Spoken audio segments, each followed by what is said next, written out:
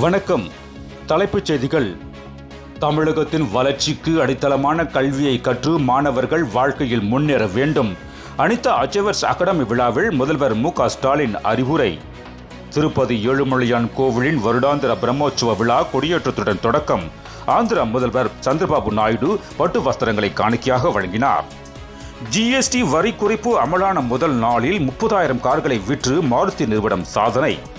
ரயிலில் இருந்து 2000 கிலோமீட்டர் தூரம் வரை தாக்கும் அக்னி பிரைம் ஏவுகணை சோதனை வெற்றி.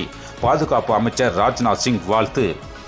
மார்க்கெட்டுக்கு பெண் அணிந்து வந்த ஆடை சர்ச்சை குறித்து விசாரித்து நடவடிக்கை எடுக்கப்படும். கலெக்டர் பவன்குமார் தகவல். தமிழக அரசியல்வாதிகளில் விஜய் முதலிடம். இன்ஸ்டாகிராமில் 1,46,00,000 பேர் பின்தொடர்கிறார்கள். ஐஏஎஸ் அதிகாரி பீலா வெங்கடேஷ் மரணம். முதல்வர் மு.க. ஸ்டாலின் அஞ்சலி செலுத்தினார். ஜி.வி. பிரகாஷ் சைந்தன்வி விவகாரத்து வழக்கில் அக்டோபர் 30 தீர்ப்பு அளிக்கப்படும். சென்னை குடும்ப நல நீதிமன்றம் அறிவிப்பு. கோவை அருகே குழந்தைகள் காப்பகத்தில் உள்ளவர்கள் சிறுவனை பெல்ட்டால் கொடூரமாக தாக்கும் வீடியோ இணையதளத்தில் வைரல். விசாரணை முடிந்ததும் சட்ட ரீதியான உரிய நடவடிக்கை எடுக்கப்படும் என கலெக்டர் தகவல். செல்வ பெருந்தகையின் விசுவாசம் பற்றி பேச பழனிசாமிக்கு தகுதியில்லை. ராசா அறிக்கை.